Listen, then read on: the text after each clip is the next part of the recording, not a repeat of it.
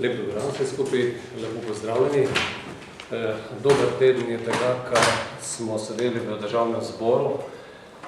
Vesel sem, da nam je uspelo, da nismo sprejeli kakšne neumnosti že prejšnji teden v Državnem zboru Republike Slovenije in nikakor si ne smemo dovoliti, da bi 7. maja slovenska politika pristala na to, da se sprejemajo kakršnekoli neumne odločitve. Mi smo v tem času zelo podrobno proučili situacijo, tudi poizkušali proučiti argumentacijo državne sekretarke na Ministrstvu za finance v povezavi s zakonom o fiskalnem pravilu, ki je, kot vemo vsi, nadaljevanje izvedbenih zakonov po sprejetju ustavnega zakona. Zato smo tudi pripravili ta zakon in ga bomo tudi danes vam predstavili, hkrati pa tudi danes poslali predsednici vlade z osnovno željo in tudi z zahtevo, da se ne ukvarjamo več s elementarnim vprašanjem, ali lahko sprejmemo ta ustavni zakon ali ne, ampak da imamo zraven že tudi ta zakon o fiskalnem pravilu, ki nesporno omogoča, da nima noben od slovenskih poslancev dileme 7. maja. Zakon je nadgradnja tega, kar je bilo narejeno že lansko leto, ko se je v skupini strokovnjakov pri pripravi tako ustavnega zakona in tudi tega izvedbenega zakona ugotovili, kako bi naj ta zakon izgledal. Mi smo nekatere popravke, ki so na primer vzele fiskalni svet in podobno naredili in ta zakon v 5. členu zelo jasno omogoča odstopanje odhodkov proračuna v času izjemnih okoliščin. Med izjemne okoliščine se štejejo na primer kakšne večje elementarne nesreče ali pa tudi makroekonomske razmere tako v državi, kakor tudi zunaj naših meja in se v tem primeru pol leta pred nastopom tistega proračuna tudi sprejme poseben zakon, s katerim se takšne zadeve tudi uredijo in se lahko spoštuje ta ustavni zakon, hkrati pa tudi v srednjeročnem obdobju 3-5 let z posebnim zakonom, ki se prav tako sprejme z dvotretjinsko večino, ugotovi to situacijo, koliko bo mogoče še v leto 15 primanjkljaja v proračunu, kolikor bo še recesija in v katerem letu se bo ta primanjkljaj z suficitom proračuna pač pokril.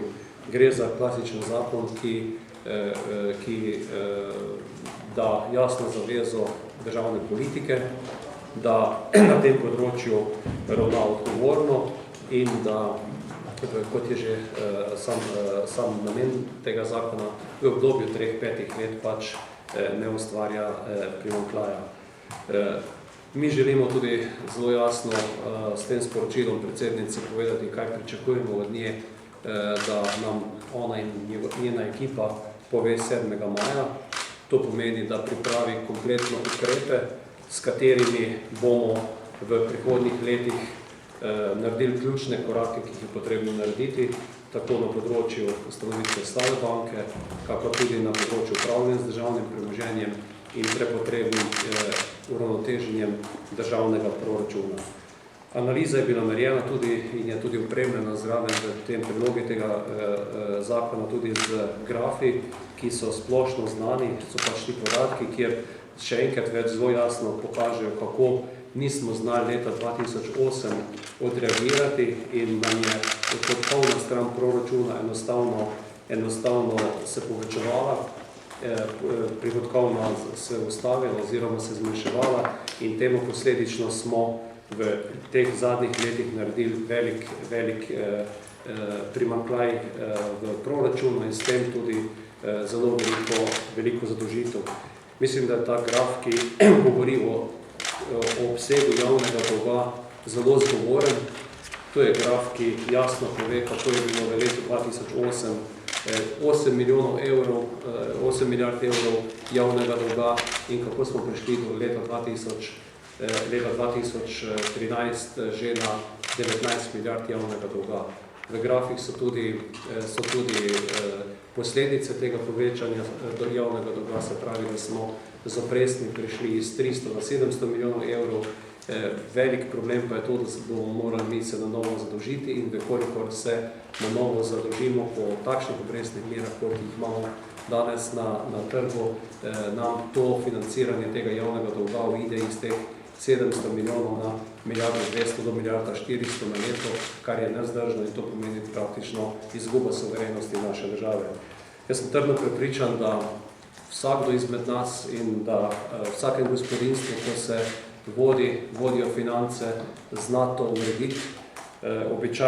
Običajno to počnete žene, tudi v mojem primeru ni nič drugače, ima nadzor nad mojim računom in uravnava in zagotovo ne bi dopustila tega, kar se tu dogaja v javnih financah. Zato sem trdno prepričan, da je to več kot dovolj argumentov, da so argumenti zgovorni, da ni nobenih razlogov, da bi se ukvarjali s stvarmi, za katere vsi vemo, da peljejo to državo v pogubo in da je potrebno na takšen ali drugačen način uravnovesiti javne finance. Ali bo to brutalen, ali bo to blag način, se bodo pač odločili in dogovorili v državi, zahteva pa to vse skupaj en velik konsens in dogovor v slovenski politiki, tako kakor se je potrebno, kot sem že prej omenil, gospodinski proračun doma dogovoriti, da kadar pač gradiš hišo, ne boš še vsako leto dvakrat v dopustu pa kupil nov avtomobil. To logiko enostavno, hkrati pa tudi zelo zgovorno želimo tudi, da sprejme Vlada Republike Slovenije in da se to vidi 7. maja na sami seji. Hvala lepa. Vprašanje? A se vam res zdi, da mi gradimo hišo? Jaz govorim o tej prispodobi, če doma imaš neke investicije, pač ne moreš si... Ne, se tu sprašujem, država nima nobenih investicij, država hodi že 5 let sam na dopust. Ja, se strinjam z vami, ne? In ta logika se od leta 2008 naprej enostavno ni sprejela, to pa je logika tega fiskalnega pravila. Drugače vprašati, se strinjam s tem, kaj govorite, sem tu me zanima 7. maja, do 9. maja bomo poslati v Bruselj zelo natančen program, zdaj ste pristali na to, da bom premijeka 2 dni prej predstavil program. Če karkoli ne bo v redu z njim, sploh ne boste imeli časa pač zahtevati popravkov, karkoli narediti v 2 dneh pač finančne take resne. Ja, mi nismo pristali na to nas je ta neoperativna vlada pripeljala, ker enostavno po tistih 3-4 tednih še ni imelo nobenega odgovora, niti da bi proučili zakon, ki ga zdaj zelo jasno ponujemo minimum. In tudi sam se zavedam tega, zato sem tudi na samem tem koordinativnem sestanku, kjer sem predlagal tiste sklepe, na osnovi katerega se vsaj ni ta zgodila kakšna neumnost zavrnitve fiskalnega pravila, vztrajal prav na začetku maja, s tem razlogom, ki ste ga zdaj omenili. Kajti predlogi so šli strani koalicije v drugo smer, da bi bilo to na redni majski seji ali pa celo na junijski seji. Sam sem protestiral in iz istih razlogov, kot ste vi zdaj omenili. Mi moramo v prvih 10 dneh maja se v državi dogovoriti, kaj bomo naredili in do konca maja prepričati Evropsko skupnost in pa finančni svet. Se strinjam z vami, vem pa, da ne gradimo hiše, ampak nam nekdo spodjeda temelje te hiše, katere smo zgradili. Kakšna verjetnost pripisujete temu, da se bo 7. maja oziroma v tistem tednu fiskalno pravilo potrdilo oziroma vneslo ostalo? Jaz sem prepričan, da so sporočila, ki so prišla in ki smo jih dobili v Slovenijo po tem nesrečnem 11. aprilu, ko že nismo sprejeli tega ustavnega zakona, zelo jasno, zgovorna in sam ocenjujem, da bomo 7. maja fiskalno pravilo oziroma ta ustavni zakon sprejeli.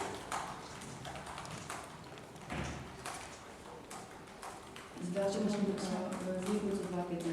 Nespremenjen. Tudi ta zakon o fiskalnem pravilu, ki ga zdaj predstavljamo in ga tudi pošiljamo vladi, mi ga ne moramo vložiti v proceduro, ker ta 148 člen še ni spremenjen, predvideva, da se pol leta pred začetkom tistega leta, v katerem bi eventualno država ne imela izravnan proračun, pripravi ta zakon, ki potem za obdobje 3-4 let predvidi uravnotežene finance. In zato mislimo, da mi enostavno tega trenda več ne smemo in ga ne moremo nadaljevati in ga tudi ne bomo, ker pač tudi nišče ne bo denarja dal, da bi ga lahko nadaljevati. Čeprav razumem, niste naklonjeni temu, da bi se še malo podaljšali razvrnitvijo na ustavno komisijo s postopkom? Mi nimamo več tega časa. Zato je prišlo do nekega premika v razumevanju pač v koaliciji Načeloma smo nasprotovali pač temu letnici 2015 z nekimi argumenti, pa pač ne slovijo.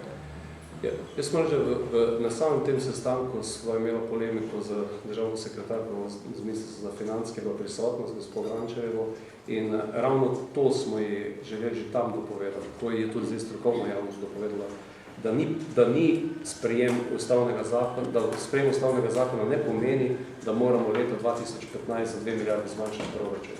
Ampak mi moramo to delati delno zmanjševanje deficita tako v letu 13-14 in če bomo ugotovili, da je v letu 2015 prebrutalni poseg v proračun, da je stanje na koncu leta nič, je lahko 500 milijonov primanjkljaja, pa potem na naslednjih letih to povedano. Zanimalo me je, če imate občutek, da je prišlo do nekega spremembe, razumevanja, da pa če zdaj vsem jasno to. Ja, jaz mislim, da nam je vsem v tej državi jasno in da je tudi vladi jasno to. Jaz mislim, da tukaj več ni vprašanja. Zdaj, v nasprotnem primeru pa Bog se nas usmeri, kaj ne drugo reči. Ste kakšne podatke dobili, ker pa ta rok se predstavlja na 7. maj, lastnikom da bo vlada pripravila natančno izračun, kakšno stanje javne finance, kakšne podatke drži vzstavljajo? Podatki so v grafu zelo zgovorni. Sej tisti, ki se kaj s politiko ukvarjamo, mislim, da lahko te številke, da jih moramo vedeti. Bojim se, da jih premalo odgovornih ljudi tudi pozna, zato smo tudi želeli z zelo jasno predstavitvijo to narediti. Sicer pa podatki so tu na mizi, namenoma smo jih dali v obliko grafov, da so zelo zgovorni in da tudi tisti, ki si ne vzame veliko časa za takšne grafe, lahko v 5-10 minutah vidi in če bomo malce ekonomska logika gre od rok, ugotovi, kam ta pot pelje. Moram reči, da tudi v naši stranki jutri organiziramo spomladanski posvet v Celju, kjer bomo se razdelili v 5 skupin in ena od skupin bo zelo jasno šla tudi v to preučitev tega finančnega stanja države. Druga, ključna pa v pripravo ukrepov, ki želimo v drugem valu pa tudi vladi ponuditi kot naš odgovor, kako mi vidimo izhod iz te krize, ker žal pa, kot vsi vemo, vlada nerazumljivo dolgo ne pride na dan z ničemer, niti s tem, kako v javne finance uredila, kaj še, da bi imela ukrepe za oživitev gospodarstva, na katere smo bili tolikokrat opominjeni, takrat z njihove strani, ko so bili še v opoziciji, da enostavno nič se še nisko zasni. Pričakujete, da bodo kolegi iz pozitivne zmenjeni brezli, to 2/3 Pričakujem. Pa tudi kakšen pogovor je bil že, ki je nakazoval, da saj nekateri govorimo o posameznikih iz poslanskih vrst, da se zavedajo te odgovornosti, ki jo imamo. In mi želimo tudi, da se 7. maja to glasovanje opravi in da koliko kolegi ne bodo razumeli trenutka, ne tudi prevzame odgovornost.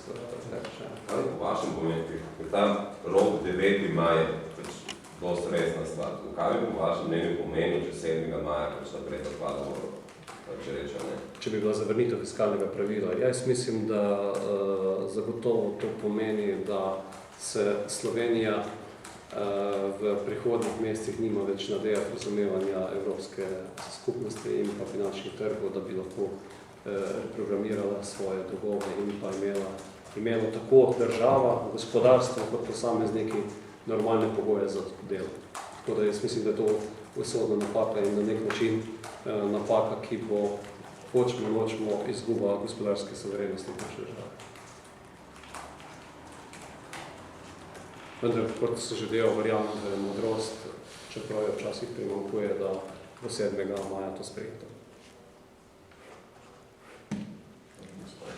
Še kakšno vprašanje? Mogoče samo še to, no? Kako pa vi razumete danes obisk ustajnikov pri premijerki Alenki Bratušek in dejstvo, da se večina pravzaprav teh ustajnikov sploh ne namerava udeležiti tega obiska premijer, ker da ta vlada ni dovolj legitimna? Zdaj, posegamo tako na 2 poli, samo ustajniško gibanje.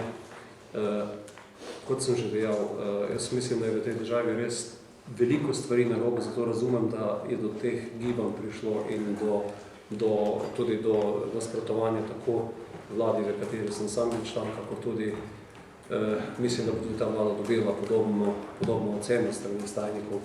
Po drugi strani pa tudi ne razumem tistih, ki sedaj jemljajo legitimnost odločanja vlade in pa politike.